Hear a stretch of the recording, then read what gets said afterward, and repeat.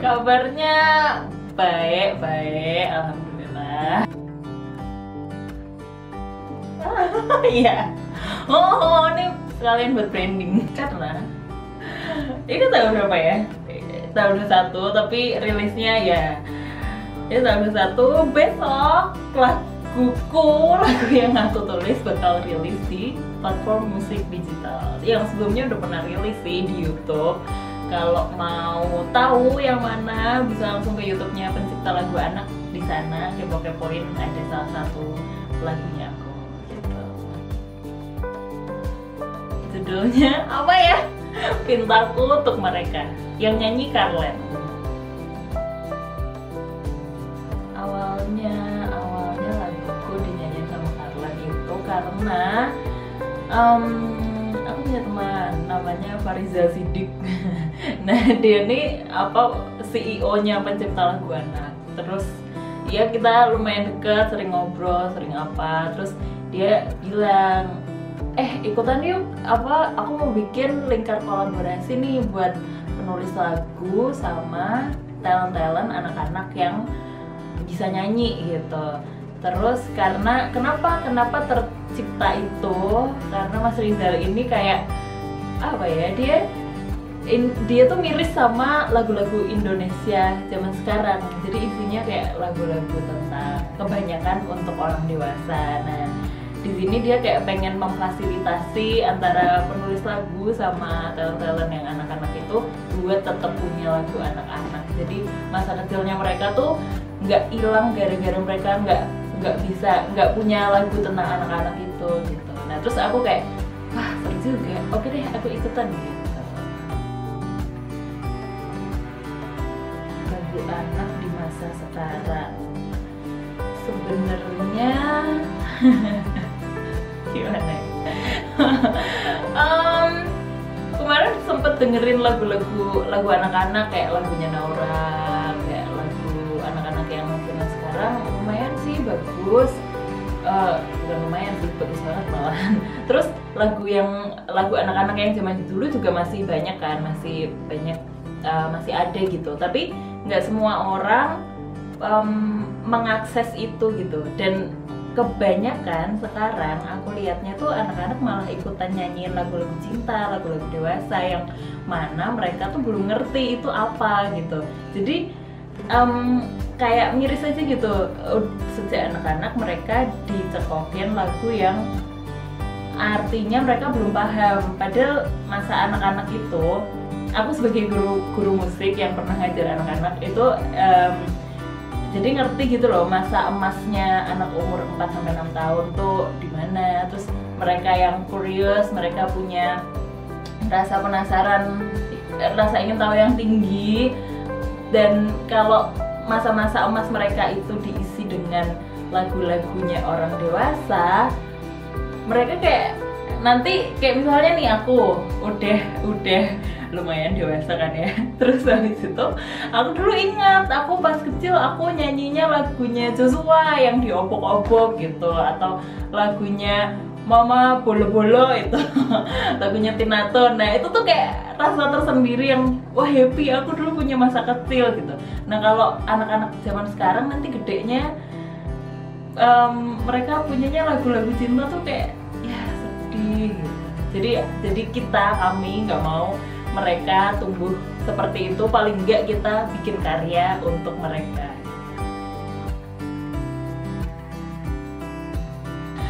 Ya pastinya lagu-lagu yang kami bikin di Pencipta Lagu Anak itu kita kayak punya pesan tersendiri buat anak-anak Indonesia. Kemarin udah yang rilis itu yang aku suka banget lagunya ada dari Shankara, itu lagunya tentang untuk Indonesia, dimana sekarang budaya itu udah dunia tuh udah global banget. Terus budaya-budaya dari luar udah masuk ke Indonesia apa segala macam, dan kadang kita lupa, mungkin bukan aku, bukan kamu, bukan ya, maksudnya ada beberapa sometimes kita lupa kalau kita tuh juga punya budaya loh, kita budayanya juga kaya banget gitu, dan itu jangan dilupain.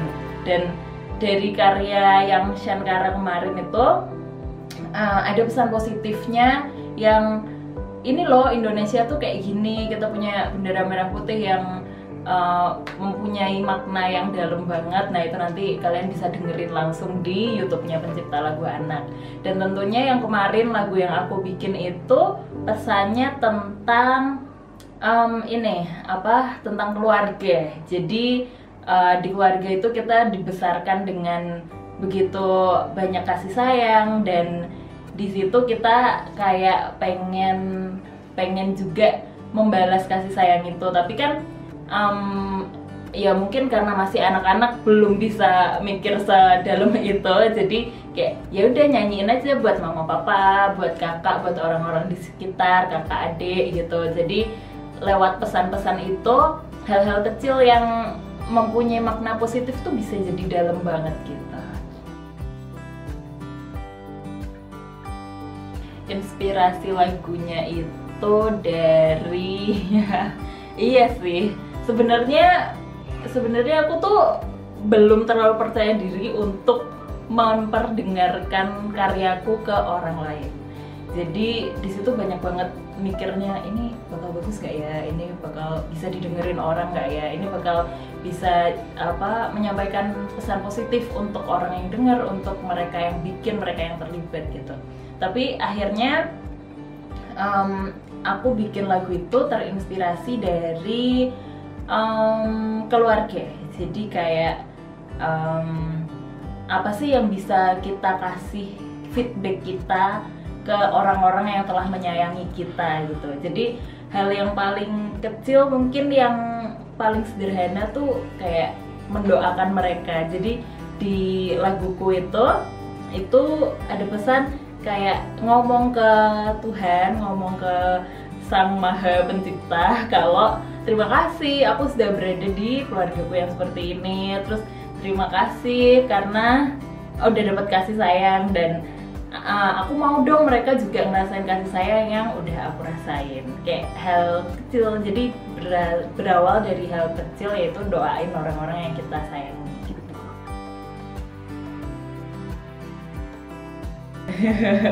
Akhirnya berani memperdengarkan karya ini ke orang lain karena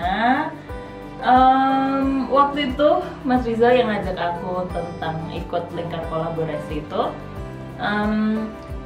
Sebelumnya aku udah suka banget sama karyanya Mas Rizal yang Sankara itu. Terus akhirnya itu kan ada periodenya juga dimana penulis lagu bisa submit lagunya dan talent bisa submit kemampuan bernyanyinya dia. Dan di situ aku tuh udah hari terakhir terus kayak duh ngirim gak ya, aduh tapi belum ada lagunya. Tapi udah ada sih yang kayak dibikin iseng doang gitu. Dan akhirnya aku nggak mau kayak punya privilege. Oke, aku tuh punya Mas Rizal, paling aku nggak ngirim lagu, dia udah pasti ngajakin aku gitu. Aku nggak mau gitu. Terus ya udahlah, akhirnya aku nge-email tentang salah satu laguku yang iseng aku pernah buat itu. Terus Mas Rizal sempat dengerin, terus dia bilang, ini seru sih, tapi bukan buat anak-anak ya, kayaknya buat remaja, karena lagunya tuh bahasa Inggris terus liriknya lumayan susah, melodi harmoninya lumayan susah. Dan iya juga ya, iya sih. Terus aku bilang ke dia, emang ini bukan lagu yang buat anak-anak sih, ini cuman aku iseng aja, aku pengen ikutan, aku nggak punya lagu, ya udah aku submit ini. Oh ya udah kalau gitu bikin lagi aja gitu. Bikin lagi ya, emang gampang ya bikin lagu gitu. Terus habis itu ya udah deh, akhirnya aku coba bikin.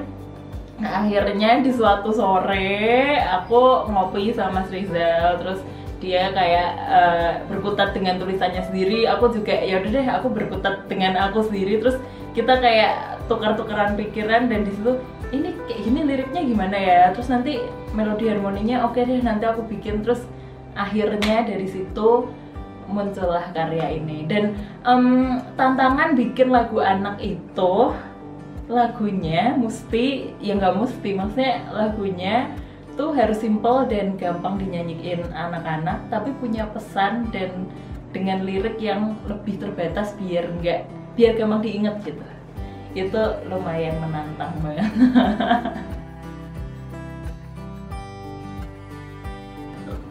perasaan setelah lagunya rilis gimana ya? Pertamanya itu aku perasaan dari pertama dari ngirim not sama lirik itu ke Mas Rizal, terus kayak iya boleh digarap ya, terus kayak wow oke, digarap, di approve nih, yakin nih, serius gitu tuh udah kayak wow, ada yang mau dengerin laguku loh, apalagi ada yang mau memproses nggarap, itu kan udah sesuatu yang buat aku tuh luar biasa banget gitu. Terus akhirnya musiknya jadi, terus aransemennya jadi, itu kayak hah, kenapa bisa jadi bagus banget musiknya gitu. Padahal menurut aku lagunya itu kayak sesederhana mungkin karena aku bikin, karena itu buat anak-anak, harus gampang diingat, nggak boleh panjang-panjang yang gitulah. Terus akhirnya dinyanyiin sampai akhirnya rilis tuh rasanya wow, akhirnya apa yang ada di kepala tuh bisa menjadi sesuatu yang didengerin sama orang-orang gitu. Itu rasanya amazing sih. Iya, grateful banget. Terus bersyukur juga ketemu sama tim yang bisa support, yang bisa yang bisa mendukung, dan sampai akhirnya bikin karya ini bisa didengar sama orang-orang lain gitu. Dan semoga juga bisa kasih pesan positif sih sama pendengarnya, sama penikmatnya gitu. Yang aransemen musiknya itu Bagus Imam Al-Araf. Bisa cari dia, Bagus Imam itu salah satu arranger yang berkali-kali kita pakai ya. Karena dia keren juga, musiknya tuh keren banget. Dia kalau cerita, aduh 2 jam cuman jadi 4 menit, nggak 4 menit cuman jadi semenit, cuman intro doang gitu. Jadi kayak ngerjain musiknya tuh juga butuh ilham apa segala macam. Nanti kalau dia udah mentok, dia tanya ini sebenarnya musiknya mau gimana sih, pesan lagunya nih apa, aku kayak nggak dapet gitu. Apalagi waktu aku pernah garap lagu juga sama dia, lagunya tentang bahasa Inggris. Aku waktu itu kayak ya udahlah tak kasihin aja, kasih gitu. Tapi selama dia nggak nanya, aku nggak kasih tahu. Terus akhirnya aku kok buntu ya gitu. Terus dia curhat gitu, ini lagunya ceritanya tentang ini bla bla bla. Jadi kita kayak gimana lagu bisa sampai ke pendengar itu, kami juga di situ brainstorming gimana musiknya bisa menggambarkan tentang pesan-pesan yang mau disampaikan tuh, ya itu sedemikian rupa prosesnya.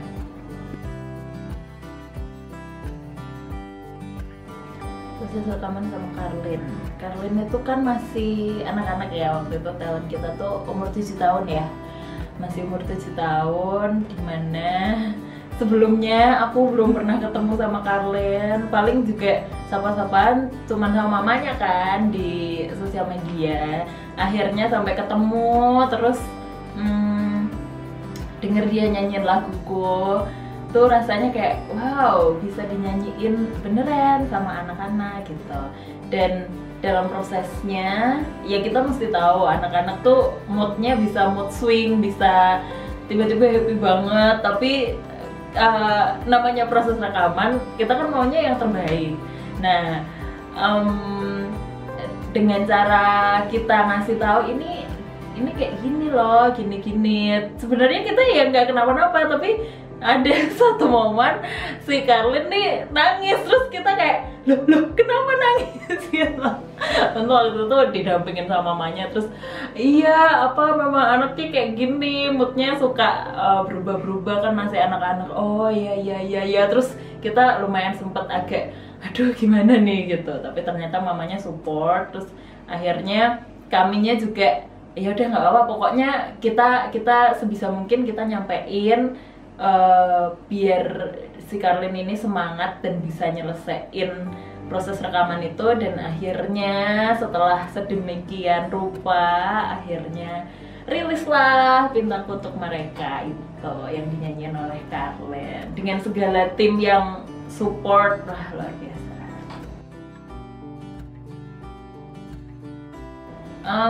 Selain di YouTube bakal rilis di platform digital. Yang paling common itu ada di Spotify sama iTunes gitu. YouTube Music kayaknya juga bakal rilis, tapi belum tahu. Yang paling common itu Spotify, Joox sama iTunes.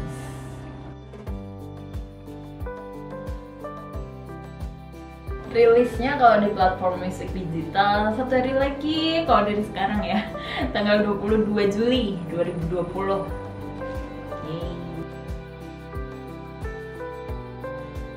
Rencana ke depan bikin apa aja yang bisa dibikin. Apa aja yang bisa dibikin. Sebenarnya aku bukan pencipta lagu anak loh aslinya. Jadi ini lagu anak-anak pertama aku. Karena sebelumnya lagunya ya tentang lingkungan, tentang love yourself, tentang macem-macem, tapi bukan tentang anak-anak. Baru kali ini aku bikin tentang anak-anak. Kenapa kok bukan tentang anak-anak? Karena ya itu tadi aku mikir lagunya, bikin lagu yang sederhana tuh lumayan susah, karena kayak aku tuh maunya yang susah-susah gitu, emang sok pro banget padahal nggak pro. Ya gitu. Jadi belum jadi ya bikin ya, tapi ini jadi kayak tantangan baru buat aku gitu.